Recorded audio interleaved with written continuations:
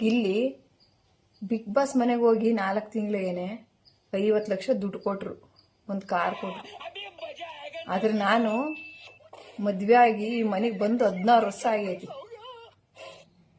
ಗಿಲ್ಲಿ ತರ ಕಾಮಿಡಿನೂ ಮಾಡ್ತೀನಿ, ಆ ಅಶ್ವಿನಿ ತರ ಆವಾಗವಾಗ ನನ್ನ ಗಂಡನ ತಗ ಜಗಳನೂ ಮಾಡ್ತೀನಿ, ಆ ರಗಣ್ಣನ ತರ ಈ ಮನೆ ಮಗಳವ್ರಿಗೆ ಎಲ್ಲರಿಗೂ ಬೇಸಿಗೂ ಹಾಕ್ತೀನಿ, ಆ ಜಾನ್ವಿ ತರ ಅವಾಗ ಒಂದಿಟ್ಟು ಮೇಕಪ್ಪನ್ನು ಮಾಡ್ಕೊಂತೀನಿ, ಕಾವಿನ ತರ ಕಾವೇ ಹೇಳ್ತಾರಲ್ಲ ನೀನು ಹಿಂಗೆ ಮಾಡಿದ್ರೆ ಹೊರ್ಗಡೆ ಬ್ಲ್ಯಾಕ್ ಮಾಡ್ತೀನಿ ಅಂತ, ಹಂಗೆ ನನ್ನ ಗಂಡಂಗೆ ಅವಾಗ ನೀನು ಹಿಂಗೆ ಮಾಡ್ತಿದ್ರೆ ನಾನು ಡಿವೋರ್ಸ್ ಕೊಡ್ತೀನಿ ಅಂತನೂ ಎದುರಿಸ್ತೀನಿ.